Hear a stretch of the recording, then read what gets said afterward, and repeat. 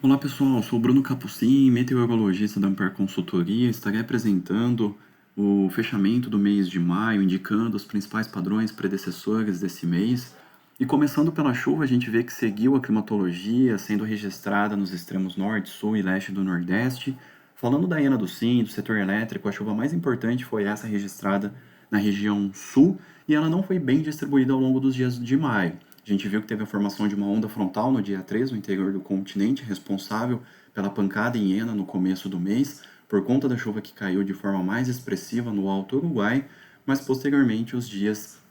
já tiveram aí uma menor frequência de chuvas. Além disso, a onda de frio reforçou a condição de estabilidade mais para a segunda quinzena do mês, e só por volta do dia 27 que uma nova frente de característica estacionária acabou aí favorecendo novos episódios de chuva nessas áreas do Alto Uruguai, se estendendo também para o Iguaçu. No extremo norte, a chuva foi ao longo do mês bem distribuída em função das condições termodinâmicas, águas quentes no Oceano Atlântico, eventos ali também de perturbações tropicais embebida na Zecite. Então foram vários processos que resultaram nessas chuvas acima da média entre Roraima, passando pela Foz do Amazonas, indo até o Maranhão. No leste do Nordeste, o destaque foi a partir do dia 25 e 26 de maio, com extremos de precipitação que a gente vai detalhar na sequência.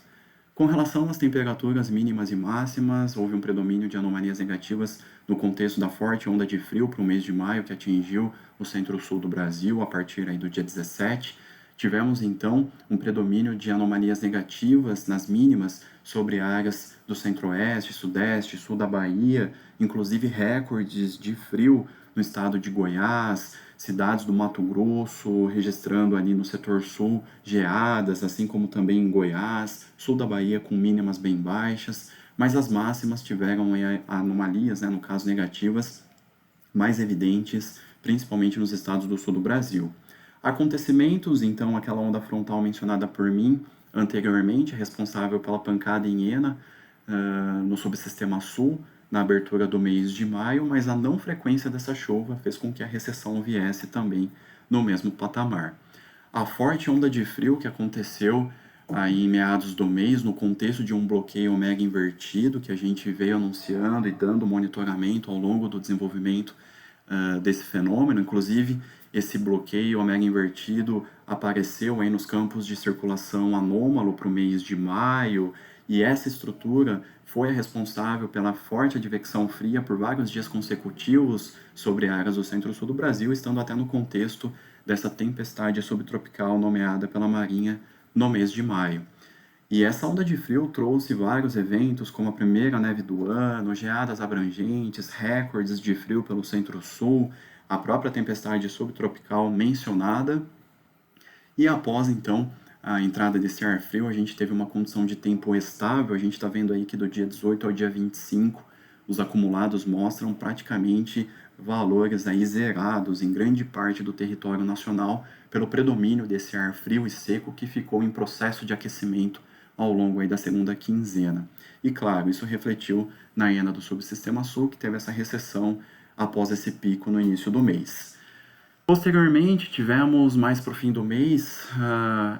esse evento extremo de precipitação no Nordeste, então vários dias consecutivos de chuvas torrenciais, 126 mortes até o momento de preparo desse material, vários desaparecidos, muitos desabrigados e grandes impactos sociais e econômicos. Essa chuva,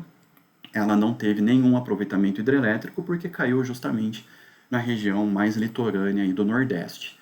E essa chuva extrema registrada nas cidades da costa nordestina tem relação com fatores de diversas escalas. Primeiro que a gente teve uma forçante de escala planetária, um trem de ondas altamente amplificado da Austrália em direção ao Atlântico, reforçando a circulação da alta subtropical do Atlântico Sul de forma mais intensa sobre a bacia do Atlântico Sul. Isso acabou resultando em ventos alísios de sudeste mais intensos em direção à costa nordestina. Soma-se a isso um cavado invertido ancorado na costa do Nordeste, interagindo também com os processos ali de brisa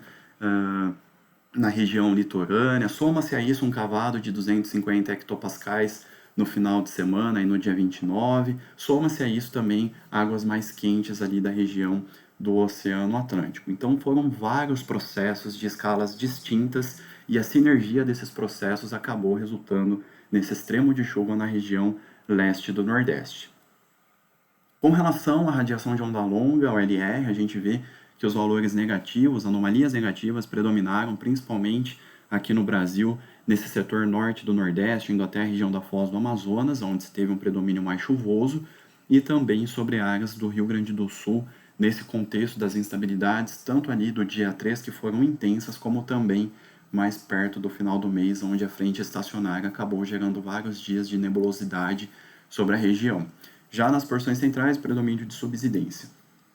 A circulação média anômala do mês de maio indica para a gente essa estrutura do bloqueio omega invertido, mas que na região do Oceano Atlântico exibe uma assinatura mais do tipo de polo, né, onde tivemos então um centro de ação ciclônico posicionado sobre o sul do Brasil, no vento de 250, e em 850 a gente consegue ver isso também, que foi o reflexo dessa estrutura do omega invertido, que acabou por vários dias consecutivos ali, mantendo um vórtice frio em 500, em 250 HPA, sobre essa porção entre o sul do Brasil e o oceano adjacente, e foi esse vórtice que esteve no contexto daquele ciclone que se desprendeu dos sistemas frontais e originou uma tempestade subtropical na costa aí do Rio Grande do Sul. Ao sul, a alta pressão, também no contexto de bloqueio na região das Malvinas, e a gente vê assinatura aí tanto no campo de altos níveis como de baixos níveis. Além disso, a anomalia de água precipitável em tons de verde, mostrando uma maior quantia de umidade disponível na troposfera, sobretudo entre a bacia amazônica e a região mais aquecida do Oceano Atlântico, na área de atuação da ZECIT, inclusive. A gente vê que a oscilação antártica teve uma redução do começo de maio em direção à segunda quinzena, teve ali alguns momentos de elevação, mas a tendência foi de redução. E essa redução acontecendo na troca de quinzena foi no contexto de amplificação do trem de ondas do hemisfério sul e da configuração dessa estrutura de bloqueio omega invertido que a gente vê nas longitudes da América do Sul aí por volta do dia 17, 18, no contexto dessa forte onda de frio que nos atingiu e que foi motivada por essa estrutura de bloqueio do tipo omega invertido. Oscilação Madden-Júnior não teve grandes impactos, inclusive a anomalia do vento em 850 HPA mostra que os ventos estiveram mais intensos, associados aí no caso à monção do Índico em direção à região sul da Ásia, e também nas fases ali 7 e 8, mas que tem relação com o predomínio de águas mais frias na região ali do Oceano Pacífico associado à Laninha. Portanto, não tivemos aí a oscilação Madden-Júnior com impacto muito grande no campo de circulação atmosférica para o mês de maio de 2022. Com relação à Laninha, a gente vê então o predomínio de algumas anomalias positivas do vento dentro do ninho 3.4, mas quando a gente olha a anomalia da TSM, o predomínio maior de águas frias está sobre a região do ninho 1+2 e da porção leste do ninho 3, que inclusive essas áreas se mostraram mais resfriadas do que o mês de abril, portanto, uma intensificação das anomalias negativas nesse mês de maio, se comparado ao mês passado, mês de abril. Então, tem essa perspectiva da Laninha perder um pouco de força ao longo do inverno, mas com um repique, né, uma condição de intensificação durante a primavera, principalmente impulsionada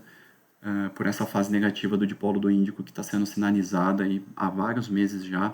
nos produtos aí da Boreal da Austrália. A gente vê esse indicativo e isso pode gerar um feedback de intensificar os ventos anísios, porque se a gente aquece a região da Indonésia, a gente mexe com o gradiente de pressão zonal junto ao Pacífico. Então isso pode intensificar os ventos anísios e justificar